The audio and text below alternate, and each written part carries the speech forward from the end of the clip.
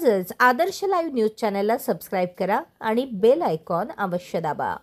बीड जिल्ह्यातील गेवराई तालुक्यातील केकत पांगरी गावातील प्रवीण बाबूराव जाधव यांनी बंजारा समाजाला एसटी प्रवर्गात आरक्षण मिळावे या मागणीसाठी गळफास लावून आत्महत्या केली। ही अत्यंत वेदनादायक घटना असून गेल्या कित्येक दिवसांपासून बंजारा समाज विविध संघटना आणि पक्षांच्या माध्यमातून रस्त्यावर उतरून आरक्षणाची मागणी करत आहे।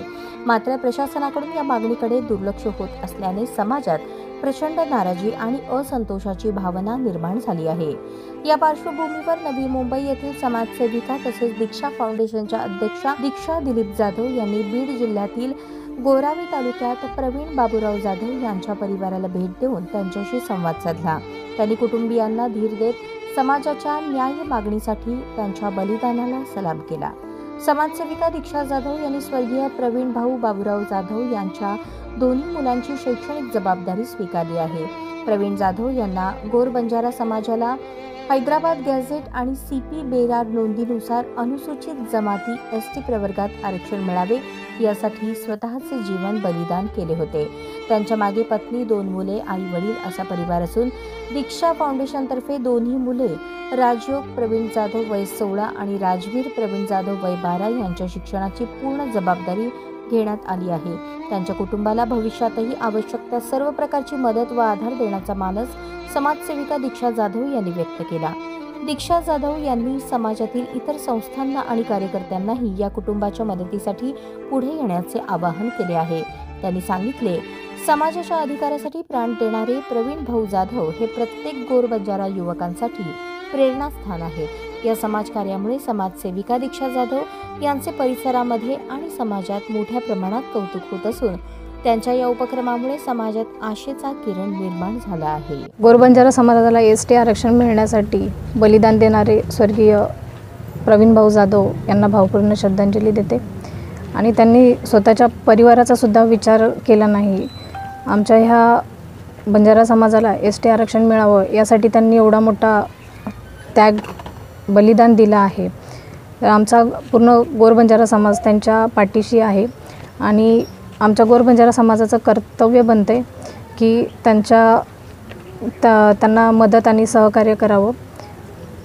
आणि मी माझं फाउंडेशन दीक्षा जाधव माझा हा फाउंडेशन आहे, त्यामार्फत मी त्यांचे जे 2 मुलं आहे प्रवीण भाऊ जाधव यांची जी 2 मुलं आहे त्यांच्या शिक्षणाची जबाबदारी मी माझ्या फाउंडेशनच्या तर्फे घेते आहे। आणि आमचे महंत धर्मगुरू बाबूसिंग महाराज यांच्याशी सुद्धा माझी चर्चा झाली, तर त्यांनी पण त्यांची शासकीय मदत घेऊन इथे 2-3 दिवसात येणार आहेत। मी परत प्रवीण भाऊ जाधव यांच्या आत्म्याला शांती मिळावं यासाठी संत शिवालाल महाराज चरणी प्रार्थना करते आणि त्यांच्या परिवाराला सुद्धा एवढ्या मोठ्या संकटातून बाहेर काढावं अशी शक्ती त्यांना मिळो अशी मी शिवालाल महाराज चरणी प्रार्थना करते। धन्यवाद। अशा घटना याचमुळे होते की आमच्या समाजाला अजूनपर्यंत सरकारकडून काही आमच्या ज्या मागणी आहे ते पूर्ण झालेली नाही आहे। उद्या येणाऱ्या 4 तारखेला मुख्यमंत्र्यांकडे बैठक आहे, त्यामध्ये मुख्यमंत्री काय निर्णय देतील हे आम्हाला परवाच्या मीटिंगला समजेल आणि असा प्रकार हा घडू नये